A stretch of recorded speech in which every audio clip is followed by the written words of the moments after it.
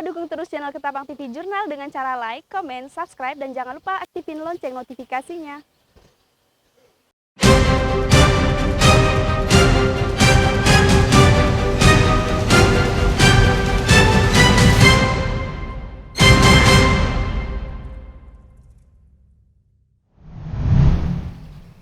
Saudara, jumpa lagi bersama saya Paulina Piling dalam berita Ketapang TV Jurnal edisi Rabu 21 Juli 2021.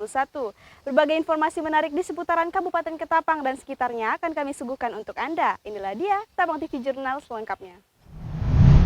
Pada H-1 Idul Adha kemarin, Dinas Pertanian, Peternakan, dan Perkebunan Kabupaten Ketapang melakukan pengecekan hewan kurban di Masjid Al-Ikhlas untuk memastikan hewan kurban yang dibagikan kepada masyarakat sehat dan layak untuk dikonsumsi. Dinas Pertanian, Peternakan, dan Perkebunan Kabupaten Ketapang melakukan pengecekan hewan kurban di Masjid Agung Al-Ikhlas Kabupaten Ketapang. Hal ini guna memastikan hewan kurban yang akan dibagikan pada Idul Adha besok benar-benar sehat dan layak untuk dikonsumsi. Dokter hewan yang mengecek hewan kurban memastikan satu persatu hewan kurban baik sapi maupun kambing bebas dari penyakit yang dapat ditularkan melalui daging yang dikonsumsi. Dari hasil semua kurban sapi dan kambing ini bagaimana hasil pemeriksaan kesehatannya, Pak? Dari pemeriksaan ya alhamdulillah rata-rata sehat ya, karena kita di Ketapang ini tidak seperti di tempat lain yang ada seperti pasar hewan atau penjual khusus.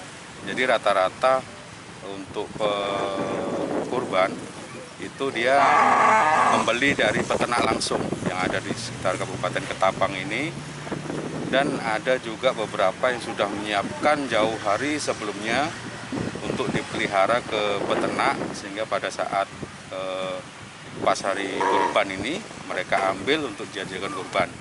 Jadi rata-rata untuk hewan kurban baik kambing maupun sapi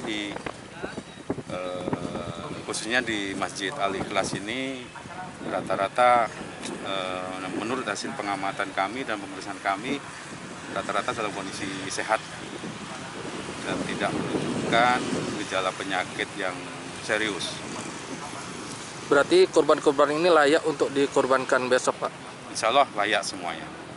Layak semuanya.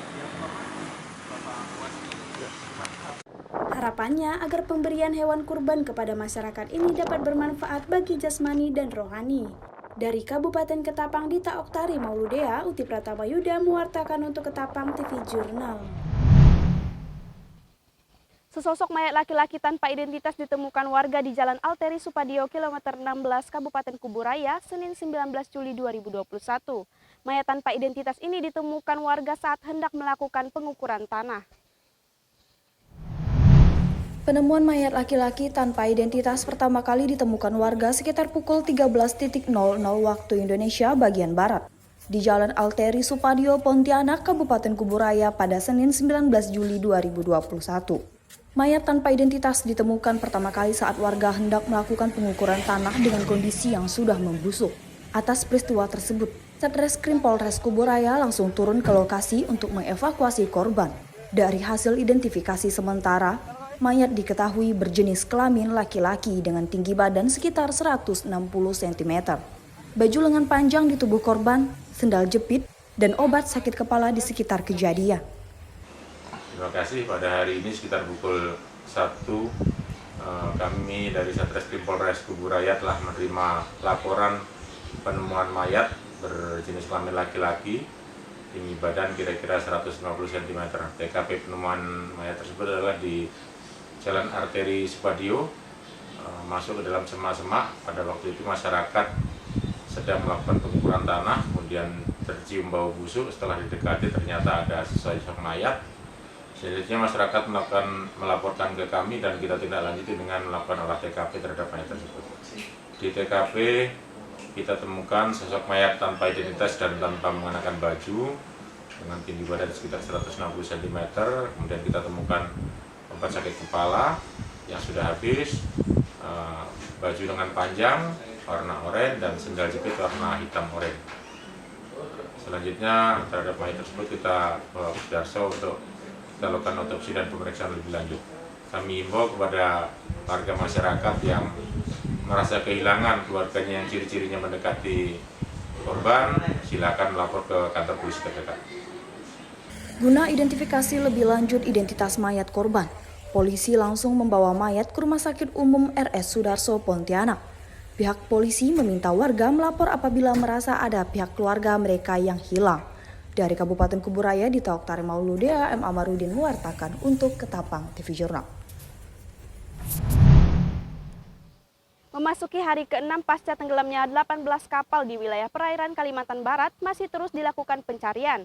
Kali ini pencarian dilakukan melalui udara, salah satunya menggunakan pesawat helikopter CN-235 milik TNI Angkatan Laut. Hingga hari ke-6, tim gabungan dari TNI Angkatan Laut dan Basarnas Provinsi Kalimantan Barat masih terus melakukan pencarian korban 18 kapal tenggelam di wilayah perairan Kalimantan Barat yang terjadi akibat cuaca buruk. Pencarian dilakukan melalui udara, salah satunya menggunakan pesawat helikopter CN-235 milik TNI Angkatan Laut.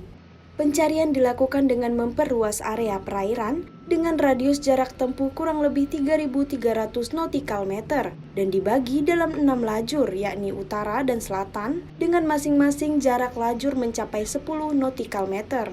Pertama-tama saya ucapkan selamat datang rekan-rekan wartawan di pesawat CN-235 dari Ladudal Angkatan Laut, Pak.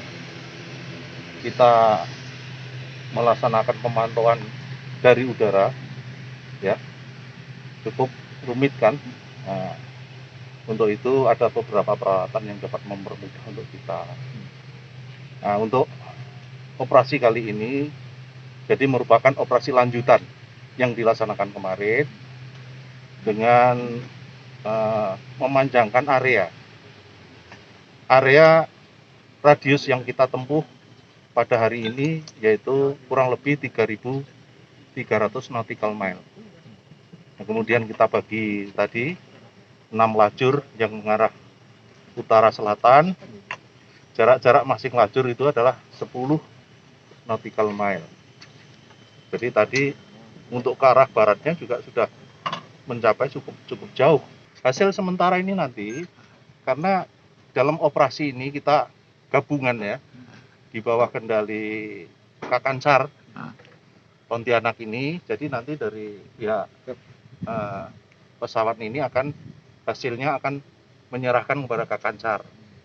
Nanti Kakansar akan menjelaskan secara rinci, secara detail nanti untuk pelaksanaannya. Sebelumnya, akibat cuaca buruk, sebanyak 43 ABK kapal dinyatakan hilang, 77 orang selamat dan 15 orang meninggal dunia.